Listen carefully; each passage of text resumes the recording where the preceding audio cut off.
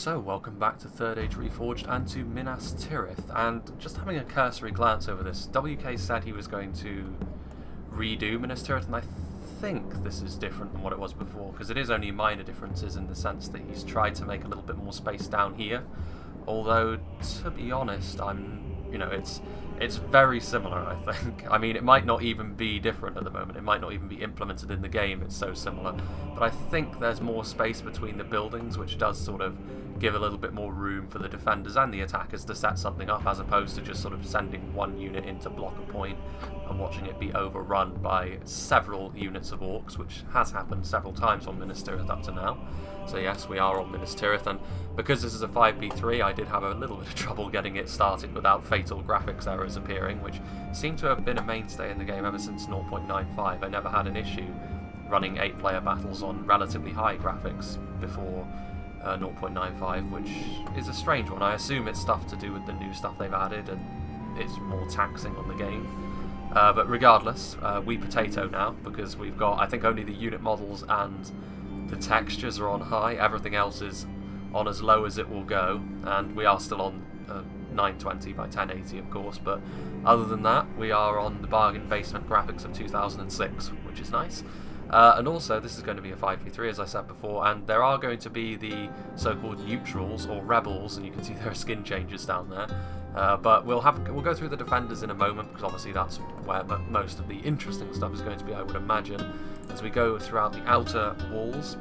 Actually, also, there is something I should mention before we get going, and that is, I'm not sure if it's just going to be a sort of temporary Steam issue, but for the moment it's not letting me log on to multiplayer. So as far as the amount of Third Age Reforged content I'm going to be able to do, it depends pretty much entirely on what people are willing to give me at this point, unless it starts working again and I'm able to start playing, because it was frustrating. I was going to start playing 0.96 myself a little bit, and the game wouldn't let me, so that's frustrating. But so if that persists, I will be entirely reliant on people giving me replays for the time being until that issue is fixed. Which shouldn't be a problem for the most part, because people are playing 0.96 at the moment, so we'll see. As it is, though, we have Umbar, played by Enxfitz over here, and I'll be going through the attacking armies relatively quickly. So he's got some Belagaya footmen here at the front, relatively well-armoured spears.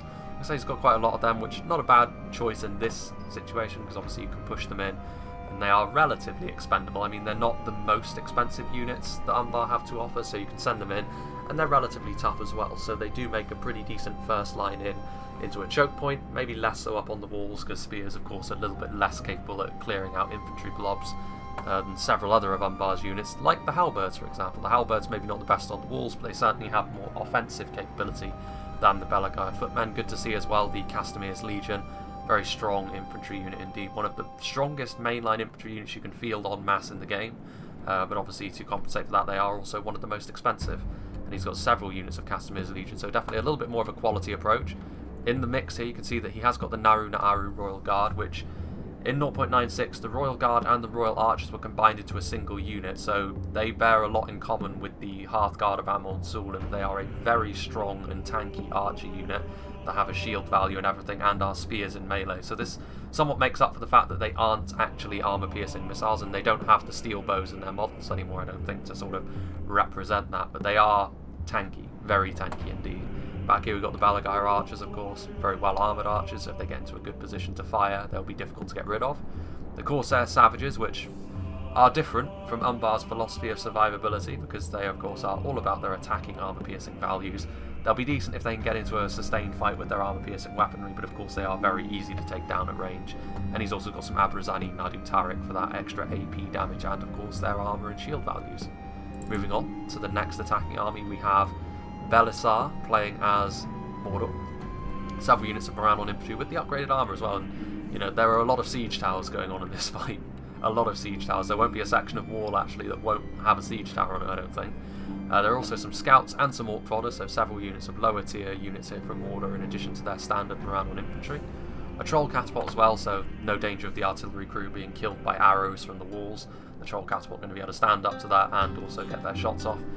Significantly faster at moving their artillery piece as well, which in my opinion is actually the most significant feature, because catapults you can make pretty severe mistakes with them manoeuvring and then they're trapped, whereas troll catapults can motor out of there pretty quickly. A couple of units here of the Black Legion, very good at pushing through, of course. They don't have the locked morale of the Blackwatch Legion, and they aren't quite as effective, but there are more of them in a unit, which situationally can be better. Also some Minas Morgul Chosen, again a very tough unit, very good at pushing through. And then the Sauron's Will, the opposite really, very high attack values, but relatively fragile compared to their peers. And then finally over here, looks like we've got some of the really strong stuff. So we've got some Temple Guard, obviously, with some more javelins, armor-piercing missiles all round. Some of the very scary Olar Kai, of course. Now their stature is a little bit more reminiscent of their stats. And then over here we have some Temple Executioners, which, you know, that's obviously the Temple Inquisitors, the dismounted variant. Some of them, it looks like, have actually got invisible swords, which is a bit of a bug, I think. But nonetheless, you know, very strong units indeed. The central attacker is going to be Harad, played by Trebor CXVIII. So a bit of Roman numerals going on here. He's got some dismounted Serpent Guard here at the front, which are actually not that popular to be used among Harad players, simply because the ability to bring a lot of armor-piercing pole arms and then some, you know, able to save money by doing that is quite popular among the Harad players. But the dismounted Serpent Guard are still your option if you need some armoured infantry, which are a little bit more capable at standing up in a prolonged engagement. Back here we have some Muhad Beast Hunters, so the basic javelins that have been with Harad ever since day one, and then some basic Haraja Marchers who are the same, of course. And then back here we have the Champions of Neferat, who I believe had a cost reduction, so they are now a little bit more tempting to bring in most situations, and in this situation they may very well be very key at dealing with some of the Rebels factions units, because they're going to be one of the few units that will actually be able to get some decent damage done in addition to these Demons of the Desert. Still, I think the most deadly javelin unit they have, capable of doing a huge amount of damage to any unit they come across. Got a full line back here of Muhad Berserkers with their AP damage again. Looks like we've got some invisible weaponry going on here. Not quite sure what's going on with all of this. Maybe it's just, you know, maybe it'll sort itself out. But obviously the Muhad Berserkers, AP, but relatively fragile shock troops, and then back here some Trollmen. The fourth attacking army, as we're really getting through it now, we have Tundra's Fox playing as Mordor. So we've got some Orc fodder lined up here at the front. Obviously it's free, so you may as well bring them. Several units of Orc archers as well, a lot of siege towers. The Troll Drummers to keep their lower tier troops in line. He's got some Morannon Halberds out here on the flank. He's formed a nice box to prevent any sort of sallying out. Some Heavy Maulers for that extra AP damage. That's just a Troll Officer. He's also got a Troll Catapult. Good to see two of them. Some Black Legion, of course. Whenever you're on the attack as Mordor, the Black Legion are almost a must-bring, in my opinion, because of their ability to force their way through choke points. Orc Javelins back here, some Minas Morgul Bodyguard and some Temple Guard, so some pretty lethal units here. The Minas Morgul Bodyguard, I think, is the general, based on the Nazgul, and then some Morannon Guard at the back, so just some basic spears. So all around a pretty basic Mordor army. He's also got some Olag Kai in here with the Ram. Pretty simple Mordor army, but nonetheless very effective. Simple plans work the best as the Orcs. And then finally we have Rune, played by Napoleon. At the front here he's got some Eastron Hunters, just basic cheap archers, which of course can be used to very good effect in this sort of situation. Some Gampbrim Halberds, so again they'll be very good at dealing with any armoured defenders, which I think Dol Amroth and Gondor are on the defence. Some Eastron crossbows as well, very vulnerable to archers, but if they get into a good position late on in particular, they can be very effective. A standard catapult here from Rune. Over here we've got more of the Eastron units, so some Eastron Warriors, which are of course the dual wielding variant, a little bit more effective than the Clansmen when they're on the offense, thanks to their dual wielding nature, a lot of them actually. So they don't have shields. There's also a ram over here, which is not really necessary on this part of the map because you can't knock down the walls with a ram. But still, going for a little bit more of an offensive base unit, which, provided they don't get sprayed down by too many arrows, will be worthwhile. 3 units of Loke Flagrim, so that armor-piercing infantry. Another unit of Gamprim back here, and then pushing 2 more siege towers. We've got 2 units of Loke Scion Rim. I think this is the general.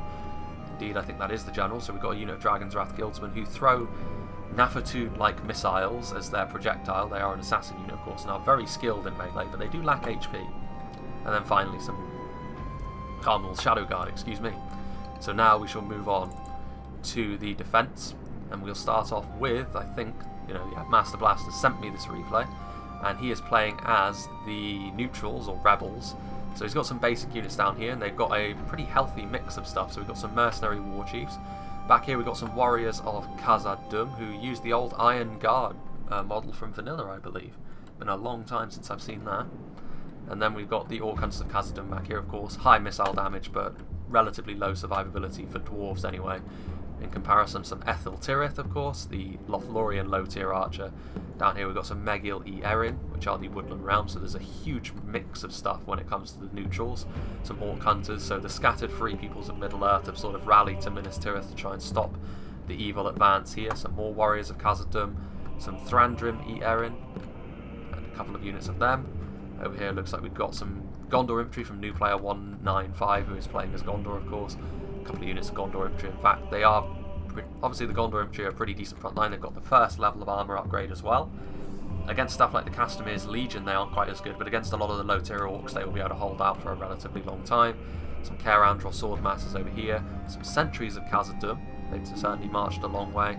We've got some Gondor infantry and some Citadel Guard over here and some Gondor archers, but I'm sure that you can see over here we have some skin changes on their bears. So I think their stats historically have been extremely high, so we'll see how well they do in this situation.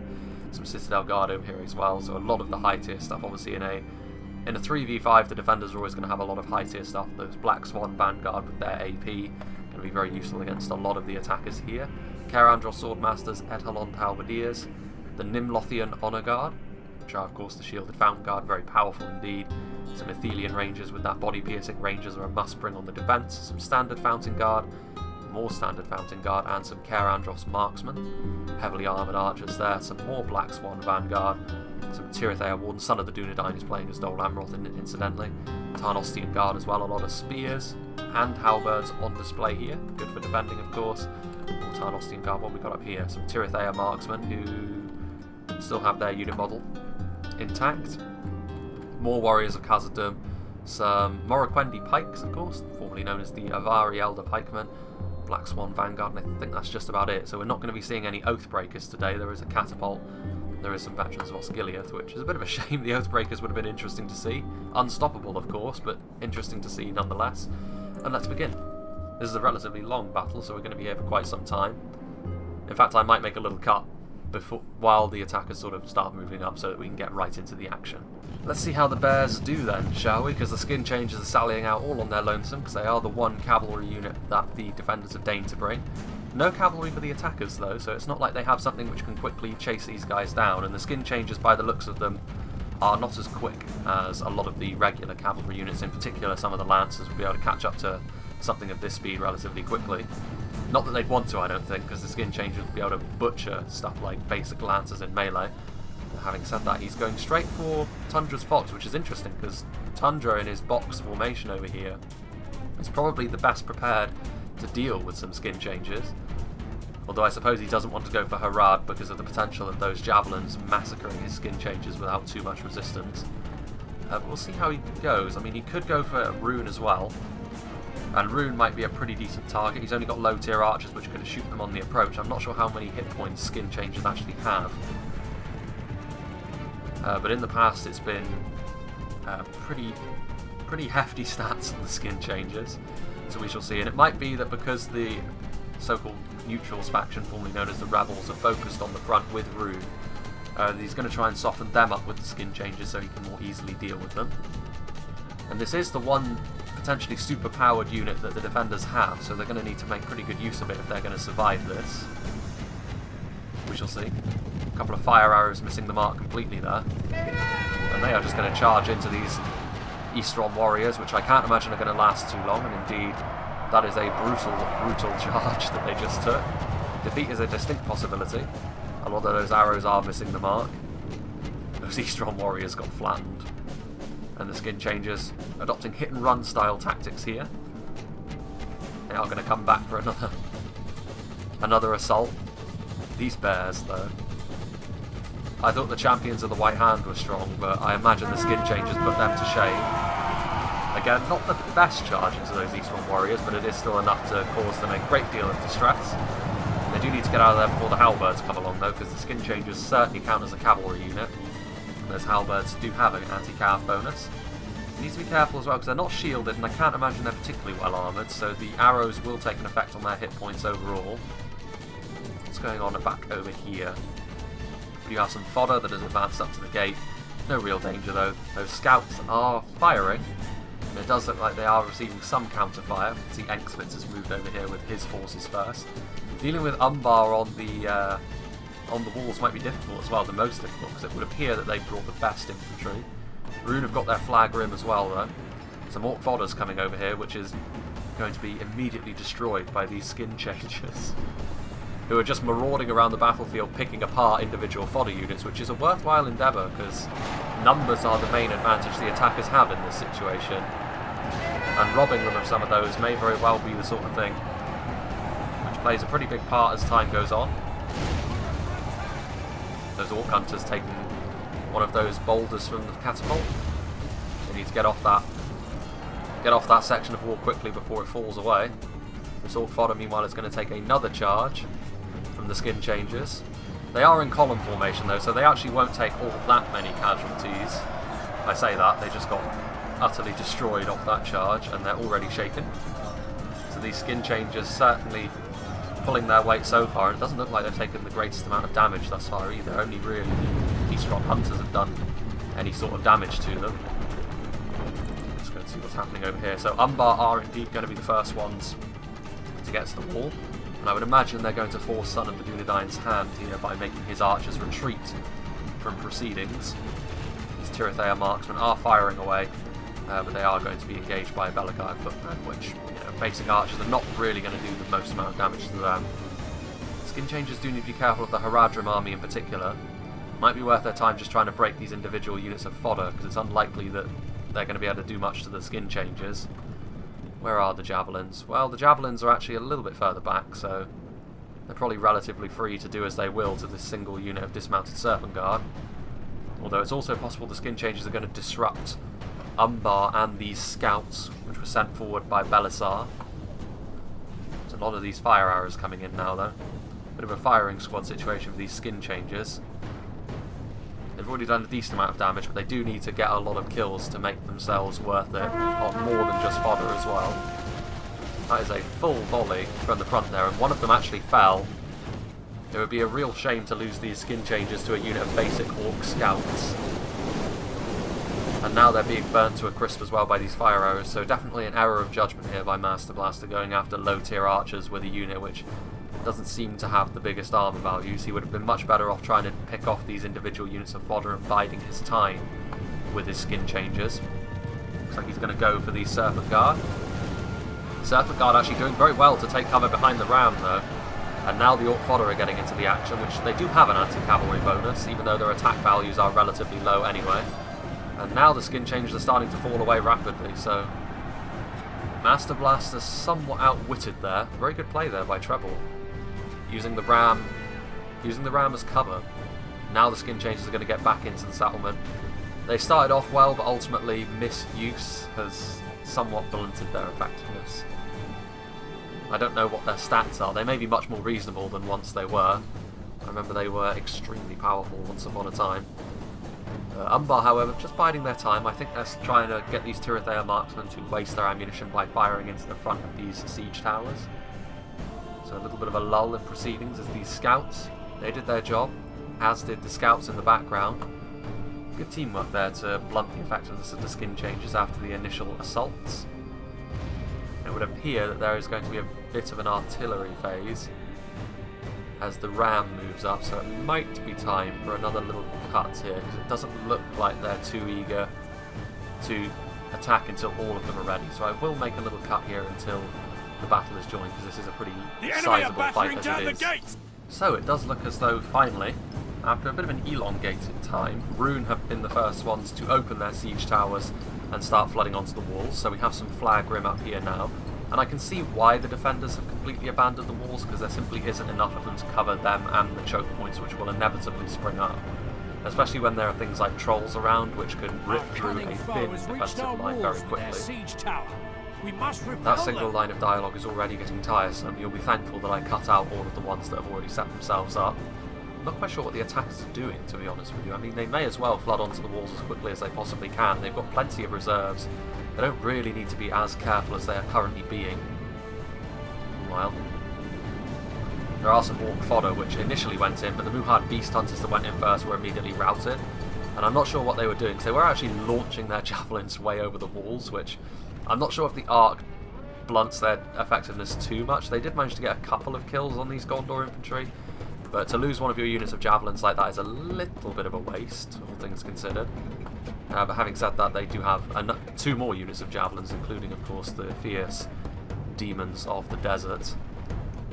Meanwhile, Rune consolidating their presence up on the walls before getting ready to attack into Master Blaster's position down there, of course playing as the assorted peoples of Middle-earth.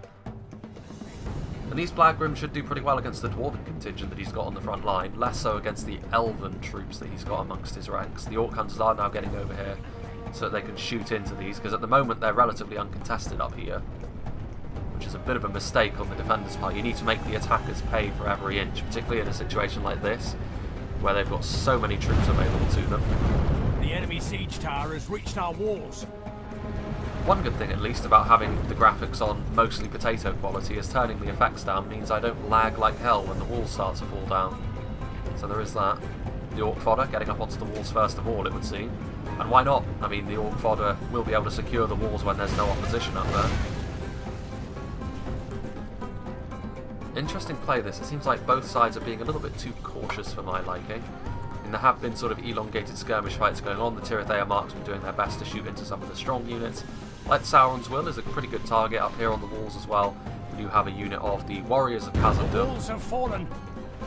and Thieves of Tharmag. Our cunning foe has reached our Pretty walls potent with combinations their together, siege tower. potentially. We must repel them. Thieves of Tharmag, I think, are the only assassin class unit which don't have a projectile attack.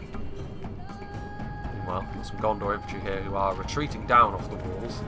I'm still a little bit confused as to what both sides' plan here is. I mean, only Rune so far have entered into the settlement. They do have some Eastron hunters up on the walls here, which of course is exactly the right thing to do, because the camera went a little bit crazy there. But getting your archers up onto this high ground and starting to shoot down into the defensive position of the defenders. Our cunning foe has reached our walls with their siege tower. We must repel them. Jesus, this announcer. But yeah, you're going to get a lot of value off stuff like the Eastron Hunters when they're up there, and this is the danger of giving up the walls, is if the attackers have brought plentiful skirmishers, which in this case they've got a decent amount of, they're going to be able to leverage them very well, particularly when you're on a wall like Minas Tirith. Those are some high walls, some good angles you can get down onto the defensive position potentially. I swear to God, this announcer, I need to find a way to turn him off for good. Still a little bit of caution being exercised here. I mean, Umbar have been at the walls for ages, and their siege towers have just been clustered around this one area, and Engsvit seems very reluctant to move in for some reason, even though at one point he had just archers here, which he could have easily overwhelmed and taken them out of the fight. Our foe has reached our walls with their siege tower. We must repel them. It's always frustrating to see when the attackers have a clear advantage, and yet they're still not prepared to move in, and now the skin changes are being used on these Lokflag-Rim, and that is a good charge. That's a lethal charge, in fact. So yeah, that unit of Lokflag-Rim paying the price for a bit of indecision here on the part of the attackers. So despite the fact the skin changes have taken quite a few losses, they are going to get another charge there. Able to get some decent kills on that unit of Lokflag-Rim. Still serving their purpose with their large war axes. More Eastron warriors flooding onto the walls. I do appreciate that Rune has at least opened his siege towers and is now flooding onto the walls, as opposed to the other four who seem content to wait eons just to launch their attack. Are we finally going to get an attack? Looks like the Moran on guard are not going to attack. Come on, attackers, please. This is the problem that Minas Tirith always engendered in people. The attackers would spend ages knocking down the walls and trying to skirmish. It was a nightmare. Oh, do we finally have a melee fight? We do. And the defenders are the ones that ultimately have to force it. The Megil e Erin are now fighting against these Eastron warriors, and I would back the elves in this fight as it goes on to win this, particularly if there's some range support coming in, because the Eastron warriors have no shields. However, there is another siege tower moving up, and Tundra's Fox will move some of his Moran on guard in here, which will disrupt the formation and ultimately lead to the death of the Megil e Erin over here, I think. Meanwhile, still a lot of skirmishing going on, a lot of ineffectual skirmishing on both sides, really. The Muhad Beast Hunters are going to be throwing their javelins in here, which is a relatively good use of their time. The enemy siege tower has reached our walls.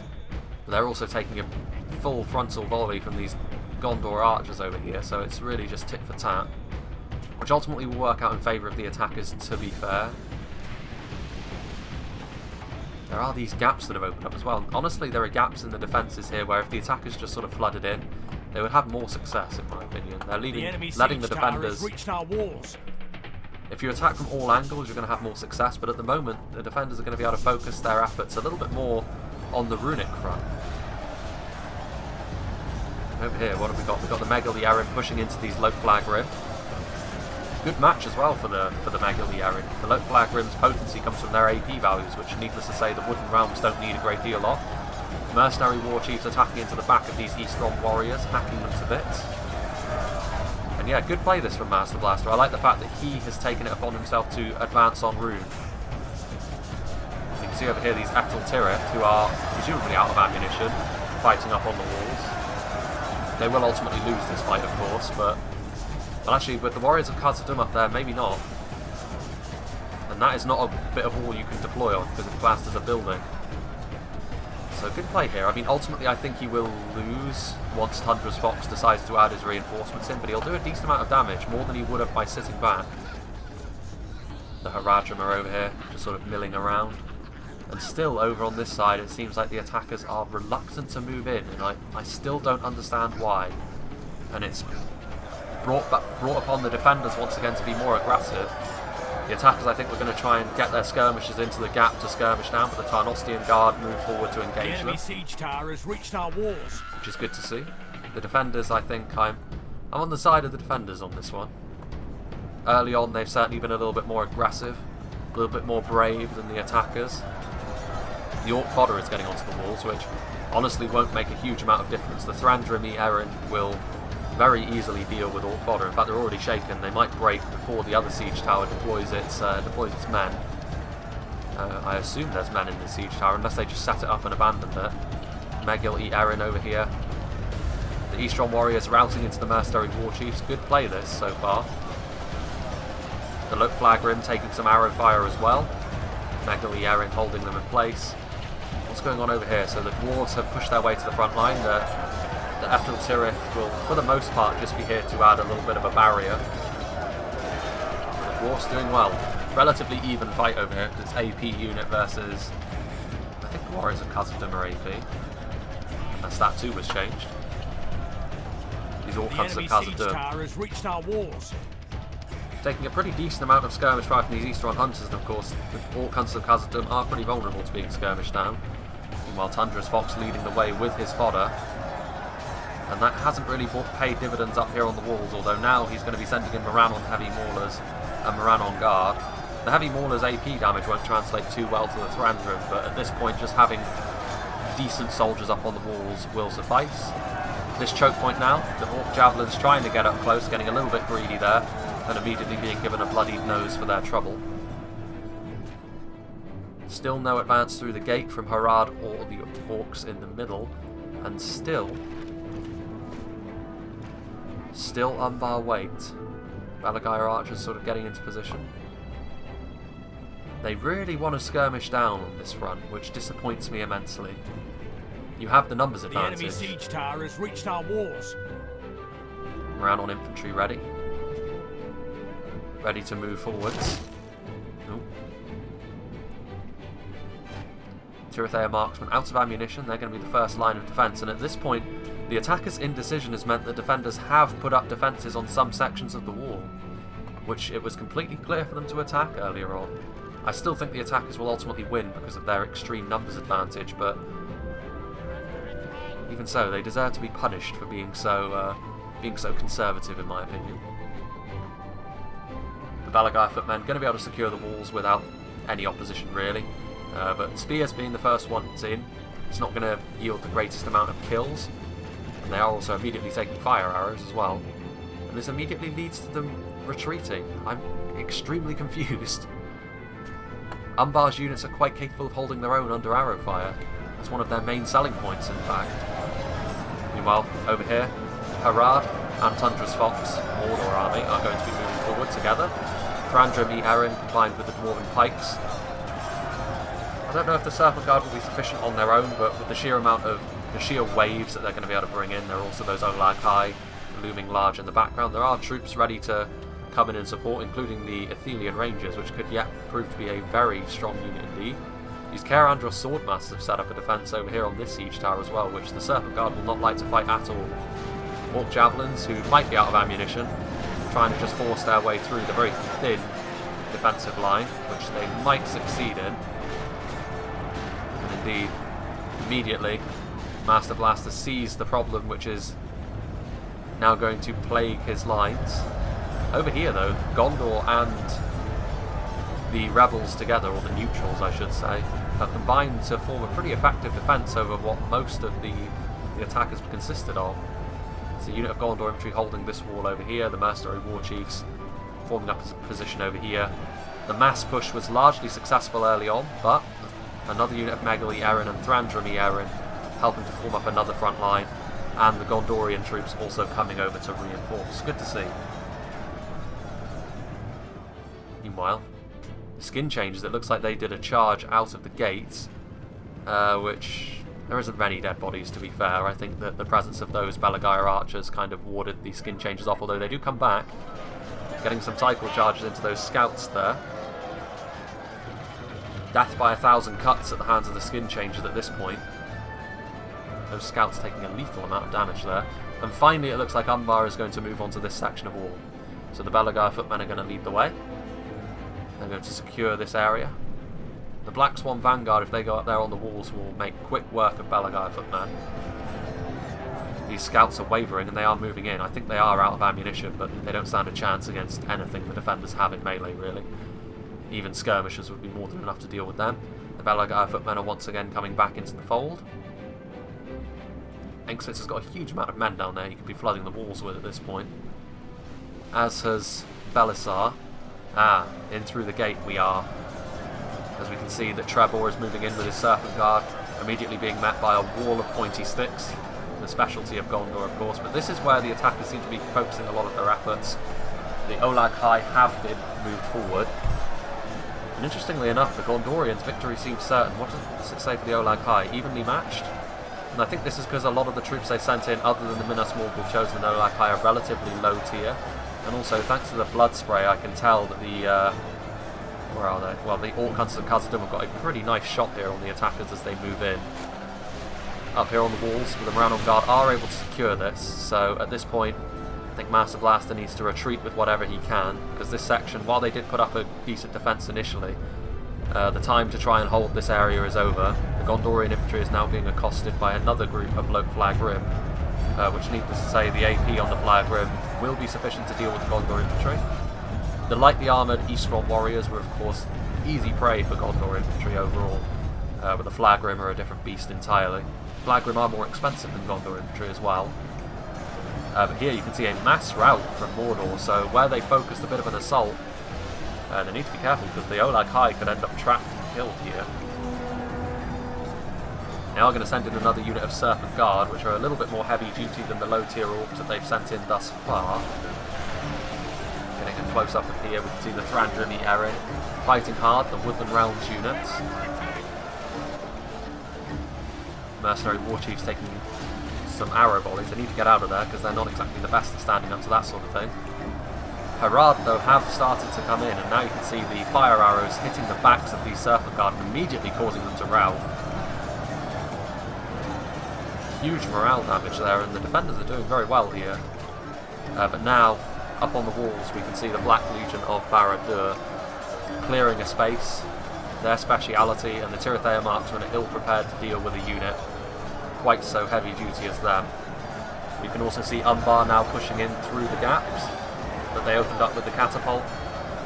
But those Belagire footmen, victory seems certain, but I think it's because of what they're fighting up on the walls. Down here, up against Tirithea Wardens, and in particular the Black Swans, it would be a different matter entirely. Of course, our Savages managed to slip through the cracks a little bit, but they're finding themselves outmatched here by professional soldiers.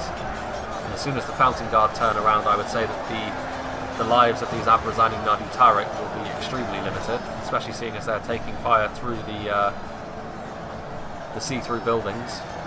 Thieves of Tharbad, victory is a distinct possibility. They're in their element up here, really.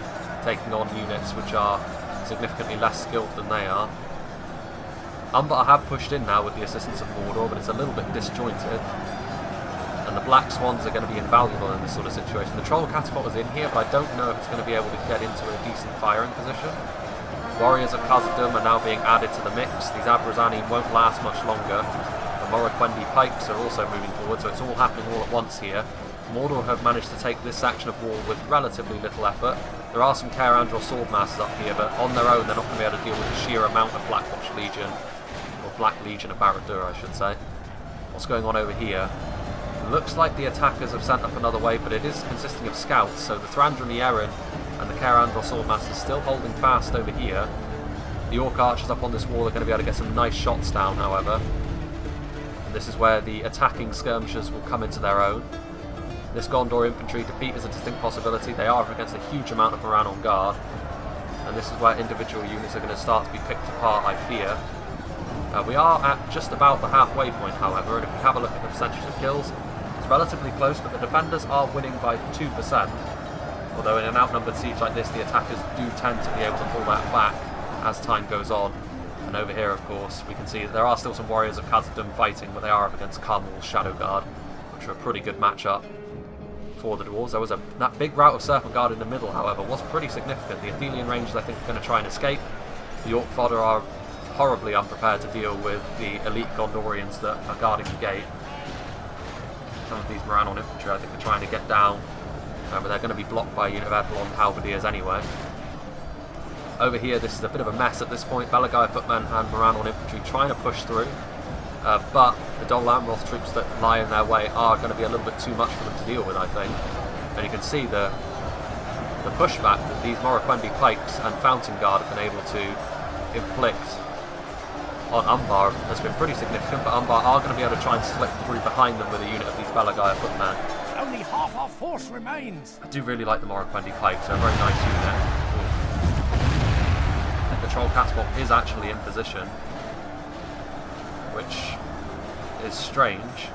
They're sort of within the building, but the Troll Catapult crew actually has also inadvertently pushed their way into the Dol Amroth front line. Needless to say, Troll Catapults are not the finest of units. The finest of the trolls in melee anyway. Morroquendi bows getting some nice hits off. I mean, again, this building's always been see-through, which is a bit of a shame, but they are also causing a lot of these Orc troops to be shaken. The Castamir's Legion are in here as well, though. They're a significant unit which won't be the easiest thing in the world to get rid of. But the attackers slowly but surely are going to be able to encircle this defence over here. Defenders don't really have enough men to deal with this. Caer Andros marksmen firing into the Balagai footmen. They're shaken. And there are also these Tarnostian Guard which are going to be able to... well, it doesn't matter, they're routing. Everything's happening very, very quickly here, and there's still a decent amount of this fight left to go. This Orc Fodder is still fighting, which is impressive in and of itself, considering they're faced with the likes of Citadel Guard. What's going on over here? The defenders, amazingly, have been victorious once more over here, but this is going to be the final stand, because now the Olag High are returning, more troops, and there simply isn't enough Thranduil Erin left, I don't think, to put up a comprehensive defence over here, even if most of the troops they're sending in are just skirmishers that are out of ammunition. There's still those Orc Hunters firing in, trying to get as many kills as they possibly can. But I think it's time they re-evaluated their defensive position. These troops here need to turn around and get ready for the assault that's going to come from Rhûn and Mordor on this side. The Gondor archers using their fire arrows to try and break the low morale troops. Amazingly, there is still a fight going on over here on this wall. The Gondor infantry just broke, actually. Point blank fire from the Orc archers. So finally the attackers are victorious over here, but I do appreciate the defenders were aggressive over there, forcing the attackers' hands. More Serpent Guard are coming back. They might have been the unit which broke initially. They are now back in the fight. But I can't imagine they're going to make too many inroads against troops like this, unless they're supported, which they are going to be. Chaos is starting to take hold, to be honest with you, and that does lead me to believe the attackers are going to start to reap some pretty severe dividends here. This Fountain Guard is going up on the walls to try and deal with this Black Legion, which they will be able to. The Fountain Guard are brutally effective. This Troll Catapult crew is in here now, and slowly but surely you can see the Morroquendi Pikes have been sort of overwhelmed here, and more Umbaran troops are here. There are still some skin changers around. The Bears running amok. Apologies for that. Meanwhile, while there was a bit of a gap, it seems like the defenders are going to try and retreat. And again, that area of the city is going to be sort of abandoned, and they're going to set up a phalanx over here and try and push the attackers out of the city over here, which is going to be easier said than done. One of Umbar's main selling points is how difficult they are to get rid of, and the Belagaya footmen and the Castamir's legion put together are going to be an extremely difficult problem to... The enemy are badly That, I think, was the rebels' general. I think the skin changers were where they were at, while the Athelian Rangers, veterans of Osgiliath and Morroquendi bows forming up a huge skirmish line. Having said that, these troll catapult crewmen might be able to get in and amongst that, do some damage. There's a lot of arrows just flying absolutely everywhere. You can see the Olai Kai in the background over here, shuffling their way forwards. The Gondorians on this front might start to struggle now that the Olai Kai are over here. You can see there are trolls in the background over here as well. The fact that there are so many battles, as opposed to an organised one from the defenders, leads me to believe that the attackers are ultimately going to start to pull ahead. Particularly seeing as now the drummers are in effect, it's going to be much more difficult to break them, which was one of the main weapons they were using earlier on. Balance of forces still seems evenly matched, despite the fact the formation is not really in their favour. You can see there's a whole nother wave of troops from Harad to come in, the armour-piercing Wuhad berserkers. These Gondorians fighting to the bitter end. The Olai Kai, I mean, they're taking damage on the way through. Gondor spears are AP. So, well, the Citadel Guard anyway, not the standard Gondorian spears. Dismounted Serpent Guard fighting through. It's a somewhat more friendly battle, this. Obviously there were no elves, dwarves or skin changes. But even so, the attackers certainly make sense. A lot of Mordor, and then Umbar, Harad and Rune to back them up. Umbar, however, slowly but surely wearing down the defenders on this front. Here you can see the Castamir's legion in their element. They're going to be able to mop up these spears, especially when they've got the assistance of these Olai Kai, and you can see that they actually break as a result. Meanwhile, it's Kerandros marksmen. They're a good melee unit, honestly. Almost certain. But against trolls, that's a tall ask for Gondor. We still have just over 20,000 frames left to go, though. Meanwhile, these Gondorians are slowly but surely just being completely overwhelmed. There's a slew of Mordor forces coming down this avenue of attack. The Olai Kai with a hammer. And now following through, you can see a slew of orcs being kept in line by the troll drummers, banging their dreadful beat in the background. And over here we can see the polearms, the Fountain Guard and Edelon halberdiers. Slowly but surely winning up here, but this fight is no longer really all that relevant. I mean, they'll be able to kill these archers off, sure. But they are about to be surrounded, I would imagine, indeed. We have some orc archers which are presumably going to shoot them point blank in the back. And losing a unit of Fountain Guard is certainly not what the defenders need at this point in time. It started off well for the defenders, but ultimately once the attackers could have done this earlier, to be fair, like I said, but ultimately I think maybe something like the Oathbreakers would have been necessary for the defenders to make something of this. But it is nonetheless a spectacle to behold. The Black Swan Vanguard forming up a front line. The Troll Catapult crew are back here, but we can actually see that there are a unit of Talon Knights. And the Talon Knights will be able to easily bring down these trolls. The Athelian Rangers are going to get a lot of body piercing kills, of course, veterans of Osgiliath and the Ninradel Rangers. But that is a huge amount of body piercing over here, as well as the Morroquendi bows, which while they don't have body piercing are still very accurate Elven archers capable of doing an increased amount of damage, shall we say. There's still a couple of skin changes roaming around. Some Sauron's Will coming over here. Still, you can see how quickly Mordor were able to blast through this defence when they were able to circumvent certain defences over there.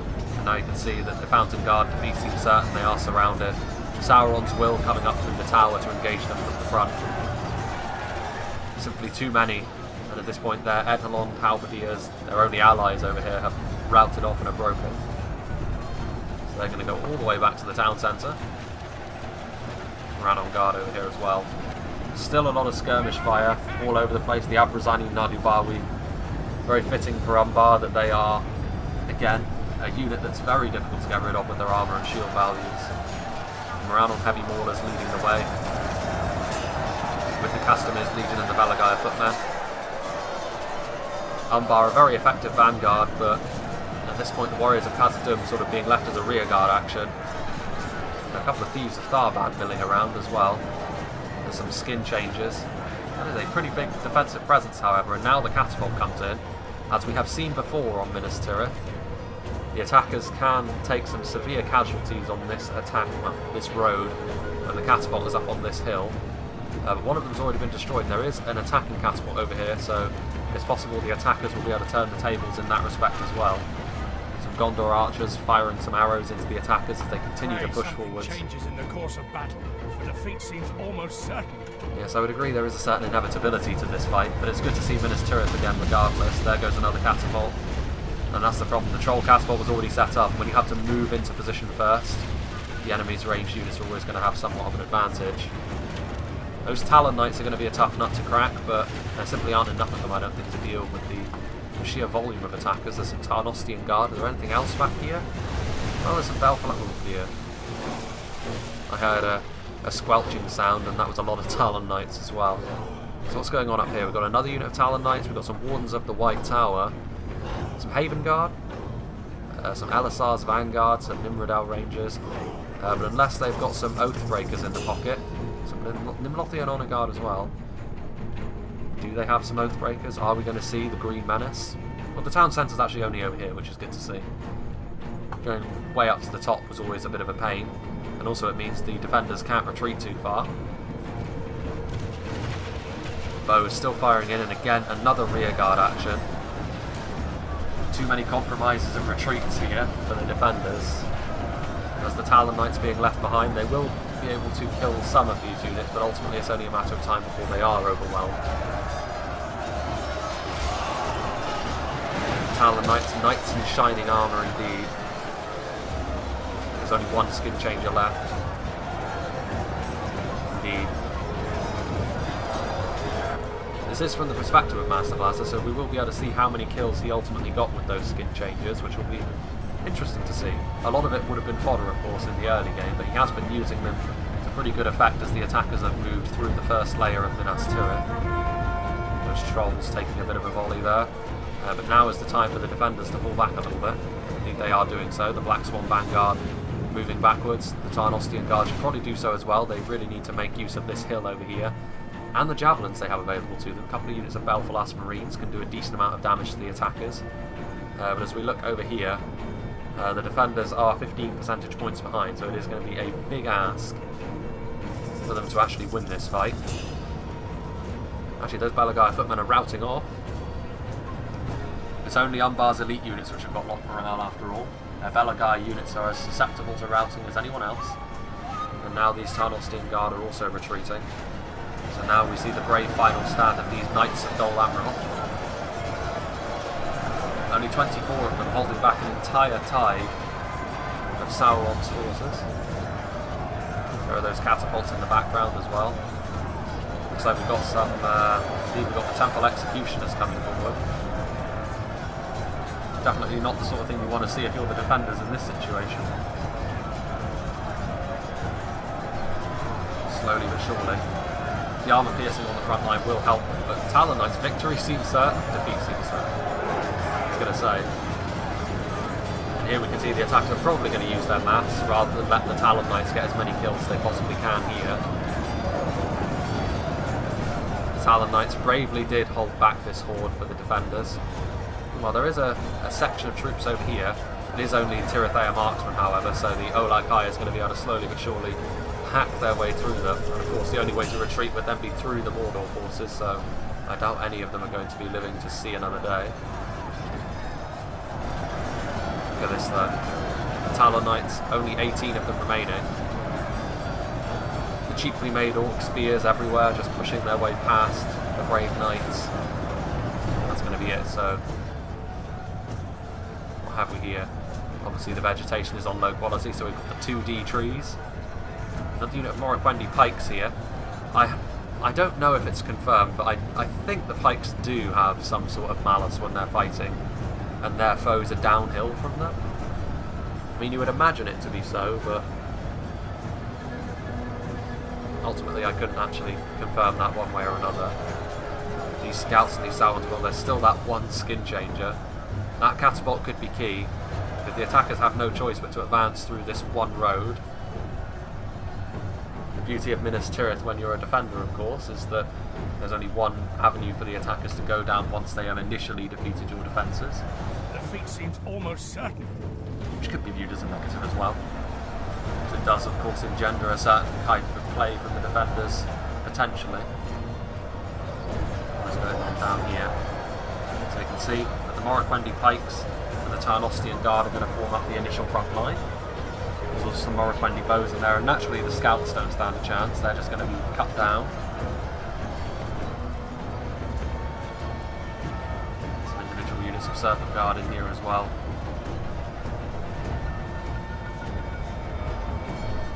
Riddell Rangers, I mean, if they still have ammunition, that body piercing, you can never doubt how strong body piercing is, and in this situation where the attackers have to clump up, it could be lethal. These veterans of Osgiliath don't have body piercing, but once they run out of ammunition, they are a pretty accomplished mainline infantry unit. Again, apologies for that.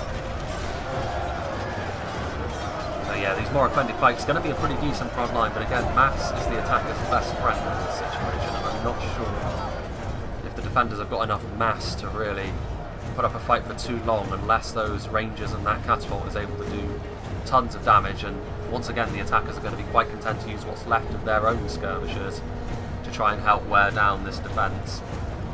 Belagair archers, of course, difficult to skirmish down, decent armour values, a bit of a shield value as well thanks to that little buckler they carry. What's going on back here? You can see the attackers just moving forwards. A lot of troops still left for the attackers. Most of them are within the walls, but they still stretch as far back as the main gate. There's a lot of red on that radar. But we shall see. I mean, for better or worse, this is where the remainder of the battle is largely going to take place, seeing as the town centre is just through the tunnel back there. A couple of units here of the Morroquendi bows, the catapults. They are just going to start firing in. They can scarcely miss in this situation. There's also still a singular Gondorian catapult left to buy, which potentially still has all of its ammunition left.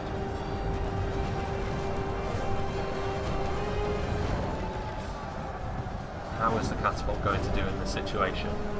As we observe from on high, more troops are coming forward. Some Eastron warriors, again, units which the attackers aren't going to mind too much if they lose. There's a few javelin men in there as well with the Orc javelins, which will certainly be able to inflict just a few more casualties, which the defenders really can't afford at this point. The Gondorian catapult getting in a position where it can fire, but only a grazing hit there. They might well break those Orc archers though. Routing is really going to be the only thing which is going to save the defenders at this point, I would imagine. This is probably going to be sufficient to break them eventually, you would imagine, particularly with some fire arrows from those Morroquendi bows coming in. You can actually see down there, you've got the Lotnar Rim, who are just about within range, spraying their arrows down indiscriminately. They won't actually get too many kills there, but it might be enough to unnerve the defenders and make them lose their bottle.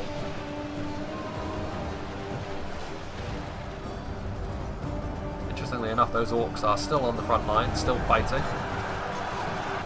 These Eastron warriors, of course, won't get too far against a phalanx like this. Ooh, a direct hit there on those Belagair archers. They're routed. Unsurprisingly, that was just about half their unit that was left wiped out. Hear the Haradrim horn in the background. I love the fact they added that. It gives a lot more flavour. The identity of different factions is always an important thing, in my opinion anyway. Some Flag Rim are moving forward, a little bit more of a serious unit. The armour piercing on them could be enough to put a dent in this Tarnostian guard in particular. Look at this guy. You've got one Eastron warrior who has circumvented the situation. He might well be able to get to these catapult crew. What a hero. No one's noticed him. As he comes forward wielding his dual swords. He's got a friend as well. That is brutal. It is going to be costly for the attackers to get through here, but I do think they have enough men left to do it ultimately. And if those Abrazani Nadubar would set fire to the artillery pieces, then it is going to be all over. think the defenders are going to be targeting their archers onto the Nardubawi. They're definitely a very resilient skirmish unit, but even so, they don't really have all that much choice. I mean, they're trying to use fire arrows again to break them. Rune are sending forward their own catapult now. So again, the attacker's trying to turn the tables, and again, if they get a good hit onto these Morroquendi pikes, that will pretty quickly put an end to this fight. The Morroquendi bows getting up here to a very nice position indeed to fire down onto the attackers. Again, another decent hit onto the attackers as they move forward. So, yeah, they need to deal with that catapult. I mean, it's already too late for the defenders in my opinion, but they need to prioritise here. They need to take out these Nardubawi, but they need to take out that catapult. The infantry can be held at bay for now. I agree with them that morale shocks are the only way they're going to potentially pull off some sort of miracle here. They have dealt with that catapult though, which is good to see. Another hit. The Olag Kai are moving forward. The attackers clearly smell blood.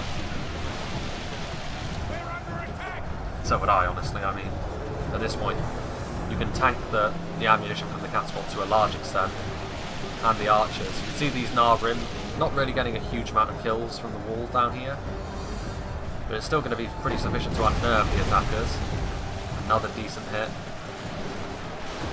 I think it's ultimately too late. Again, as we have a look down here, they've still got Black Legion down there, which as soon as the front line is softened up sufficiently, a combination of Olag Kai and the Black Legion will be enough to overrun the defenders over here. They're putting up a pretty brave showing of it. These Morroquendi pikes are not going down without a fight. That, however, I should learn not to open my big mouth, shouldn't I? The other catapult has now come forward from... who is that? Oh, it's the rest of Rune's catapult. Only one was actually in range. And at this point, I think the defenders are going to start to panic. Rightly so, because this is going to be the end, I think. Getting a decent hit onto the attackers on the front line.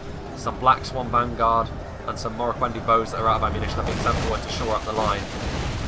But this is where I think the defenders needed to prioritise their targets, and they simply haven't. They've tried to go for the infantry, and the attackers have been able to use their own artillery and their archers in their favour.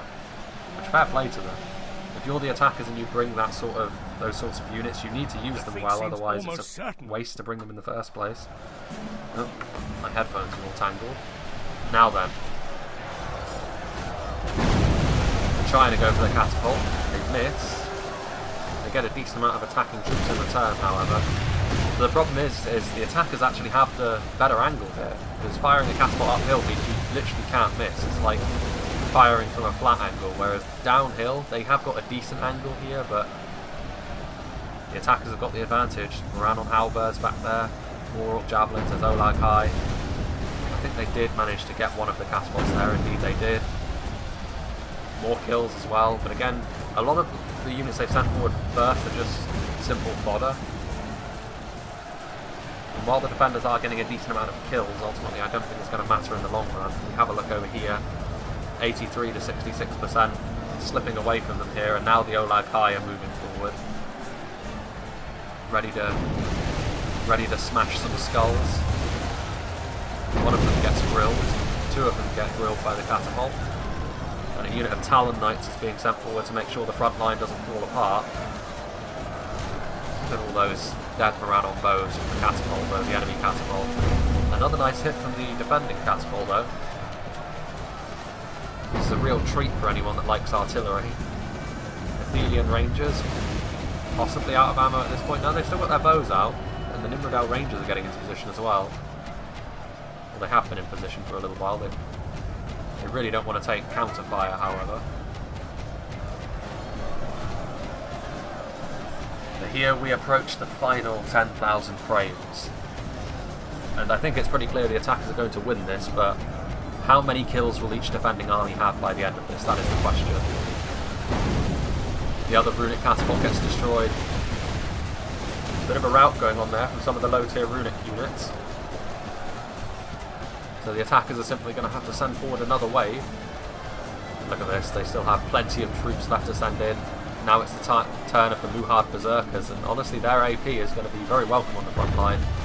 against the likes of the Talon Knights, excuse me, and the Haven Guard and Elisar's Vanguard, which still wait in reserve, of course. Some serious units still left in reserve, not the Gondor Archers, of course, but Belfalas Marines, so some Javelins, the Nimlothian Honor Guard. Going to be very difficult to break down, and here come the Black Legion, pushing their way through the front line, and the defenders need to do something. It's going to be now or never, because the catapult is now being overtaken, and as soon as they lose that, their last hope is gone. The Muhad Berserkers are also here in force to add some AP damage to that front line. What's that down there? Luknar Rim. Look at that. Men flying everywhere, the mass, too much to bear. Belfalas Marines coming forward. The Nimlothian Honor Guard will be able to inflict some severe casualties. The catapult is amazingly still firing, in spite of the fact they're now surrounded by runic, well, Easterlings, Southrongs, and Orcs from the Black Clan. And at this point, I think the defenders are just going to throw everything in. I mean, they may as well, because their front line is falling apart. Belfalas Marines are ready. The Haven Guard have been committed. The Wardens of the White Tower are still in the background, to be honest with you, and they may as well come forward at this point. The Haven Guard and the Elisar's Vanguard fighting side by side. Two of the finest swordsmen in the game, alongside the Shielded Mountain Guard. And in particular, they should be able to do a decent amount of damage to the Muhad Berserkers. In fact, some of the Muhad Berserkers are already broken and fleeing the front line. I'm not sure if this situation is still salvageable though. They've already lost their artillery pieces, which is a disaster. So the Muhad Berserkers have already done their job to a large extent. Belfalas Marines trying to get into a decent firing position alongside the Morroquendi bows, and I think that's the Athenian Rangers. Oh no, it's the veterans of Osgiliath. Our men have taken control of the city. I can't decide whether aesthetically I prefer the Elisar's Vanguard or the Haven Guard. I think I prefer the Haven Guard. But they're both so nice. Look at that huge cluster of attacking troops. We get a good position over here. Muhad Berserkers are still pushing through, continuing to push, getting into these Belfalas Marines, preventing their javelins from firing. There's also a troll officer in there as well, so credit to the Haradrim here. With all of the Berserkers they kept in reserve, they've now committed them to really good effect here in the late game. And we're really down to just the cream of the crop when it comes to the defending units.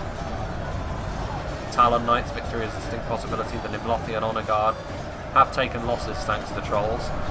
And the attackers do have to go through the artillery, which is basically forming a makeshift choke point, which is making life a little bit more difficult for the attackers than they would like, I think. But look at the sheer amount of Muhads that are coming forward. These tribesmen, they aren't messing around. They will of course lose to Haven Guard and Elisar's Vanguard, but they're eager. There's also the Temple Executioners in here.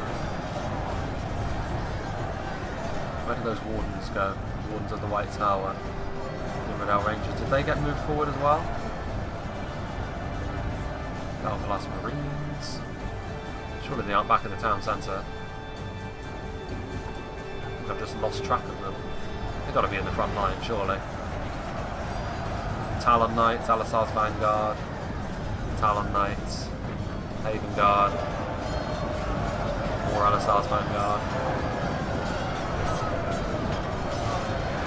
These brave warriors facing down their own demise. Have a look at the percentages. The defenders have managed to pull it back somewhat, but ultimately they will lose, but they are still pulling it back. The defenders deserve a lot of credit for that, because 5v3s are difficult at the best of times. Remains. And the attackers certainly have plentiful funds here, because they were able to afford quite a lot of elite troops. Umbar's army was pretty scary. I'm sure they weren't full stacks, but dealing with that much Castamir's Legion, the fact that Mordor were able to bring so many Olag High. What we've got over here, Eastron crossbowmen. Athenian Rangers with that body piercing firing in, presumably getting a ton of kills. Gondorian Archers. Belfalas Marines are fighting. A few of the Muhad Berserkers push their way through the line, but of course they won't stand much of a chance. Look at this.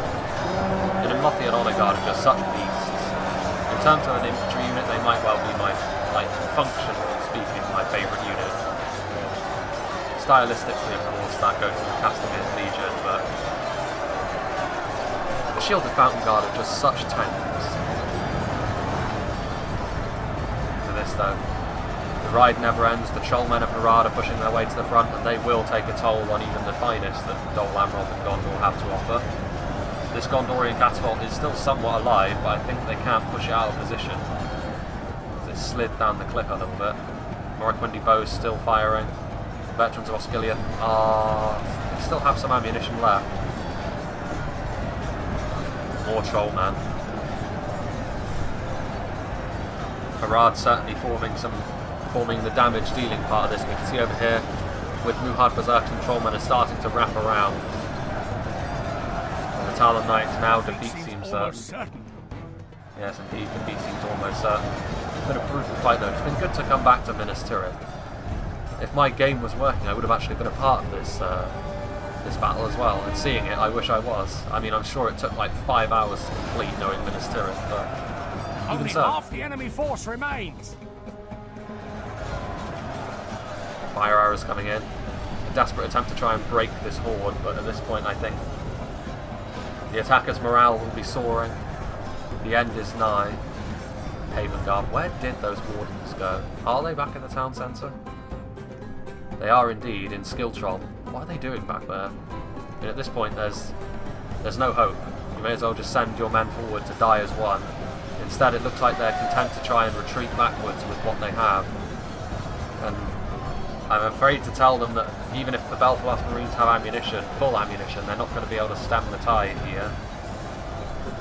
And you can see that the Trollman push forward. The Haven Guard are going to engage them in melee, however. Defeat seems certain. I think that's because of the initial charge they took rather than anything else. In a sustained fight, I can't imagine the Trollmen would defeat the Haven Guard overall. They'd inflict some damage, which is more than most units would say. Something changes in the course of battle. The defeat seems almost certain. These veterans of Osgiliath, they've seen Osgiliath fall, and now they will see Minas Tirith fall. The skybox still looks pretty nice, even though we're on potato graphics. More of the attackers getting grilled. Looks like we've got the Naru Na'aru Royal Guard coming forward as well. Castamir's revenge, indeed. These Nimrodel Rangers are still firing in. Even the body piercing is not going to be enough to save the defenders here. Haven Guard now turning the tables on these Trollmen.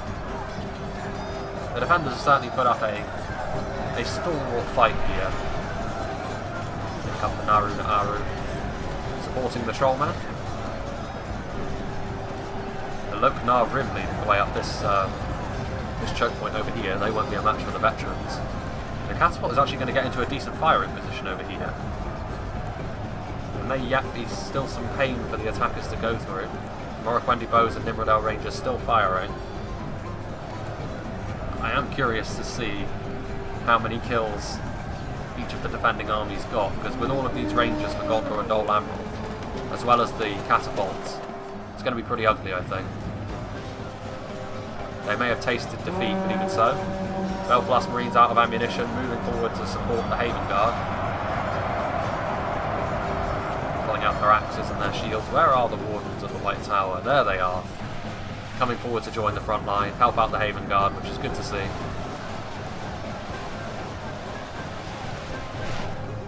This is a road that leads upwards into Minas Tirith, of course, but at this point in time, most of what the defenders have over here are skirmishers, which are still firing, still getting a decent amount of kills. There's still a fight going on down here against what? Surely there aren't still shielded Fountain Guard in play. There's a few regular Fountain Guard, and some Alisar's Vanguard, and a couple of Talon Knights. Definitely a pick and mix of units over here. The Haven Guard are starting to be worn down a little bit. We have the Hashari in melee now. And the skill that the Hashari bring to the table is not to be underestimated. They'll be able to carve their way through Belfast Marines with next to no effort. Those Wardens of the White Tower are really needed on the front line. Also the Temple Executioners are moving forward, as well as the Dragon's Wrath Guildsmen. These Nimrodel Rangers, I think, are out of ammunition, so they're being committed to the melee down here to hold the line.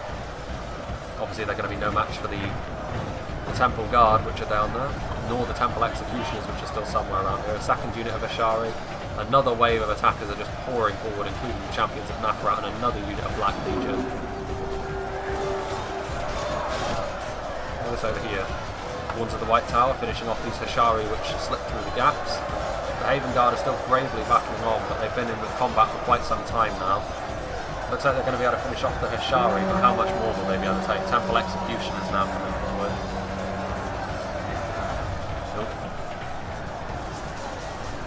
See, the Morokwendi bows have also pulled out their swords. Another nice hit there from the catapult into the Dragon's Wrath Guildsman. I think that's the General's unit for Rune as well. Only one General has fallen so far. But it won't be too much longer, because I imagine Imrahil is in this unit of... Yeah, there he is, look, in the Haven Guard. And I would imagine, yep, there is the Gondorian General as well in the Wards of the White Tower, so they will die fighting back to back, it would seem.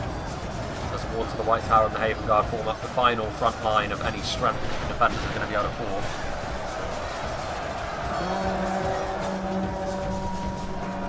A good fight though. Maybe not the most balanced fight in the world, but a good one to behold. Champions of Nafrat going to come to the front line. They'll definitely be able to inflict some decent casualties. Here they come, the Horde advances.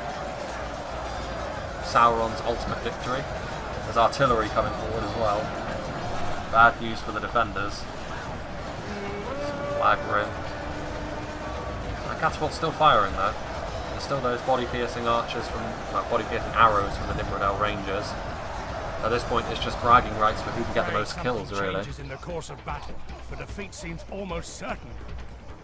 93. You know, the defenders managed to draw it back to within 10%, which, considering they were over 20% behind at one point, is not bad. I mean, you can scarcely ask for a nicer defensive position. The attackers have to go uphill into catapult and ranger fire. Nice hit there into the back of the attackers. The Black Legion, though, were just able to push their way through a line as thin as this. This is ultimately going to be the end. They're going to be able to surround and overwhelm. And now I think, yeah, that was... Actually, no, the catapult's still firing. And this troll catapult over here is going to... bloodied. They have lost half their men. Bring about the end. I mean, you're risking friendly fire over there. And there goes the defending catapult. Hope is lost. The White City will fall. How many men did the attackers have left to commit? There's some Temple Guard back here, a few units of very depleted trolls, and skirmishers and troll drummers, but other than that, the attackers did actually have to commit everything. Defeat seems almost certain. And this announcer loves the sound of his own voice, doesn't he? Veterans of Osgiliath are still trying their best. Nimrodel Rangers are ultimately going to be caught in melee eventually here. They're doing their best to fire, but they're also being men are fleeing the battle. pummeled by the troll catapult, and that is the end for the Morokwendi bows. So ultimately, the neutrals, the peoples from Middle-earth, were the first army to fall away. Gondor and Dol Amroth, however, in defence of their capital, will fight to the bitter end. There is Imrahil, fighting on the front line. And there is the Gondorian general as well, I think. So they are almost quite literally back to back. Our foe has taken control of the city. That Black Legion was used to very good effect. The enemy is no longer in command of the city. I mean, honestly, at this point, they may as well take the town centre. There's no chance the defenders are going to be victorious. Those Narun Aru Royal Guard firing their bows as well into the Nimrodel Rangers, still firing back. Look at all of the Magdine flying, pushing past one another. The ill-disciplined forces of Sauron. And ultimately, numbers were what won the day. Here are the two generals still fighting. Now against runic units, so the Flag Rim and Scion Rim have entered the fray. Interesting to see what finally does them in. Champions of Nafrat and the Dragon's Wrath Guildsmen finishing off what's left in the town centre. And then up here, we can see that finally another unit of Black Legion has come forward to put these skirmishers out of their misery. The Nimrodel Rangers are finally going to be silenced. Our foe foe has lost control of the city. And the veterans of Osgiliath will follow them. Boromir is no longer in their unit, so he fell some time ago. He's surely in here somewhere. This is going to be the end. The final 1,000 frames. And what a good fight this was. I always enjoy a good spectacle, and this one is no different. There's Carmel's Shadow Guard over there as well. The town centre is ultimately taken, but they're going to fight to the bitter end as well. You can actually see that some of the Serpent Guard now, well, some of the officers I should say, have got one of those strange hook blades, and in fact, that is a unit, that is a weapon from Dark Souls as well. Yeah, it is, it's the Server Curved Greatsword from Dark Souls 1. I wonder who's responsible for all of these Dark Souls 1 weapon models showing up. Server wasn't that good a weapon though. Not as good as the Black Knight Helmet anyway. Look at this. Imrahil fighting with his back to the wall. There's the Gondorian general just getting pummeled. They're both going to die at around the same time according to this. We are basically right at the end now. The enemy has command of the city. No, they're just going to admit defeat. Our ally lies There dead, goes the slain by Gondorian the general, enemy. unsurprisingly. His men avenge him. Getting poked to death by the forces. Imrahil actually is going to survive. He is routing off, and he's going Our to enemies have escape snatched the victory city from us like thieves in the night. to deliver word to Rivendell, I so suppose, lucky that Minas next Tirith has fallen and is in flames. And there we go. Not as many kills as I was expecting, honestly, from the defenders, based on the units they had, and based on the force that was arrayed against them. I've seen 10,000 prop up before in 3v5s, only once, but even so, I was expecting something at least closer to 7,000, which may be why the defenders ultimately lost, interestingly enough. One of the Mordor armies, Belisar's getting the most amount of kills. Umbar deserves they were initially quite conservative, but they got a lot of kills as well, and they formed the vanguard, of course. But I think Harad deserves a lot of credit. They got the second lowest amount of kills for the attackers, but they did serve as the vanguard in many situations, taking it on the chin for the team. And ultimately, Master Blaster getting the most kills for the defenders. The skin changes, 367 kills is not bad, but considering how powerful they used to be, I would kind of have expected them to get more. Warriors of Khazad with 587, that's very good for a melee infantry unit. Having a look down here, Morroquendi Bows getting 200, only 144 for them. Ethel Tirith getting 227. So ultimately, not huge numbers here for the defenders, but ultimately still a very good spectacle nonetheless. It's always nice to see Minas Tirith. As I said, it's going to be a little bit more difficult to get varied replays simply because I'm not able to actually play the game at the moment, rather frustratingly enough. But depending on, obviously, it's down to whatever people send me and whether it is suitable, and this one certainly was, because it's good to see Minas Tirith again. Good to have the first big siege on 0.96 as well. So yeah, I hope you enjoyed this, and I hope you'll join me for whatever is next.